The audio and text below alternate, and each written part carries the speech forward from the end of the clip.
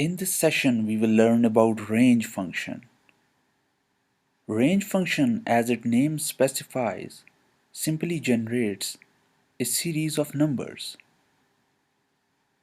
It can be from 1 to 50, or 50 to 100, or it can be from 0 to 5000, or minus 6 to 200.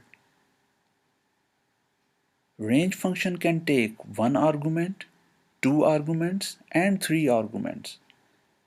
If only single argument is given, as in the first example we have given 5 as an argument to range function, so it simply generates a list from 0 to 4, not including 5.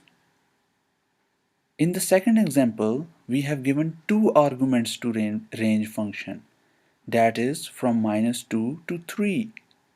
So it generated a list from -2 to 2, not including the upper limit. Always remember that in range function upper limit is not included. One less than the upper limit is included.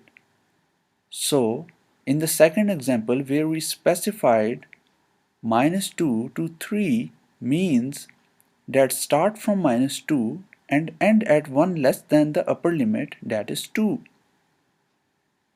In the third example, we again gave two arguments from 0 to 51.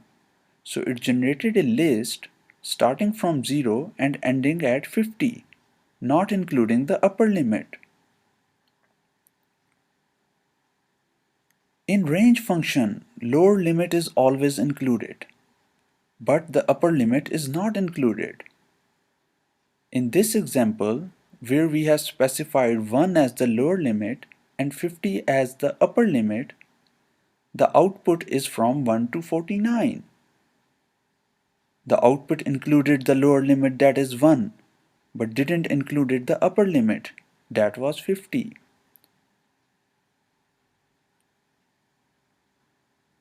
Range function can also take three arguments.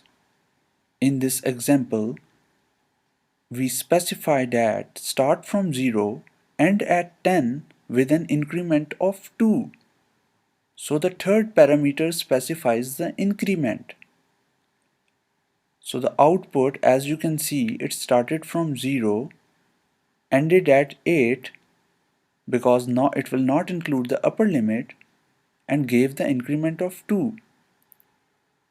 So the starting list element is 0 with an increment of 2. The next element is 2, and again with the increment of 2. The third element is 4, and again with the increment of 2. The fourth element is 6, and finally with the increment of 2. The fifth element is 8. After 8, if we give an increment of 2, it becomes 10. So as we know, upper limit is not included. So it stops there and generates a list from 0 to 8. We will see usage and benefit of this range function in our upcoming lectures of for loop. So that's all for this lecture. Let's move to our next lecture.